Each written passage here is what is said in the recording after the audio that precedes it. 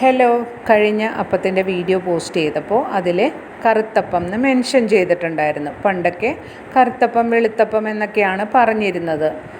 ഈ അപ്പത്തിന് ആവശ്യമായി വേണ്ടത് ഒരു വലിയ മുറി തേങ്ങ, അല്ലെങ്കിൽ ഒരു ചെറിയ തേങ്ങ, 6 ഏലക്ക, 1 ടീസ്പൂൺ പെരുംജീരകം. ഇനി വേണ്ടത് അരിപ്പൊടിയാണ്. ഞാനിവിടെ യൂസ് ചെയ്തിരിക്കുന്നത് 58 പച്ചരി ഉണക്കി പൊടിച്ചെടുത്ത അരിപ്പൊടിയാണ്. ഒരു പാനിലേക്ക് 1/2 കിലോ അരിപ്പൊടി ചേർത്ത് 5 മിനിറ്റ് ഡ്രൈ റോസ്റ്റ് ചെയ്ത് അതിനുശേഷം ഒരു പാത്രത്തിലേക്ക് മാറ്റി.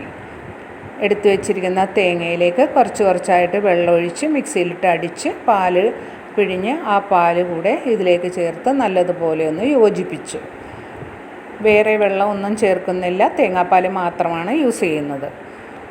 1/4 കിലോ ശർക്കരയിലേക്ക് കുറച്ച് വെള്ളമൊഴിച്ച് അത് മെൽറ്റ് ചെയ്ത് ആ പാനിയും കൂടെ ചേർത്ത് നല്ലതുപോലെ യോജിപ്പിച്ചു.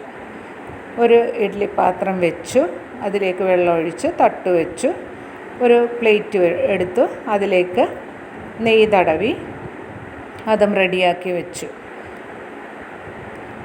എടുത്തു വച്ചിരിക്കുന്ന മാവ് മിക്സ്ചറിലേക്ക് ആവശ്യത്തിന് ഉപ്പും ചേർത്ത് നല്ലതുപോലെ ഒന്ന് കമ്പൈൻ ചെയ്ത്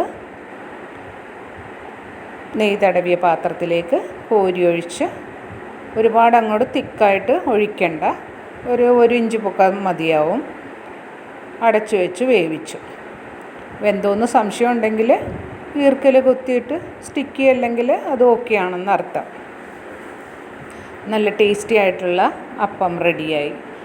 പണ്ടെല്ലാം നല്ല കറുത്ത ശർക്കരയാണ് കിട്ടിയിരുന്നത്, അപ്പം നല്ല കറുത്ത അപ്പമായിരിക്കും.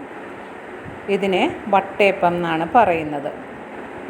വെളുത്തതിന് ഈസ്റ്റ് ഇട്ട് ചെയ്യുന്നതുകൊണ്ട് പൊങ്ങി വരുന്നതുകൊണ്ട് പൊങ്ങപ്പം എന്ന് പറയും. നല്ല സോഫ്റ്റാണ്, ടേസ്റ്റിയുമാണ്. ട്രൈ ചെയ്ത് നോക്കൂ. എൻജോയ്.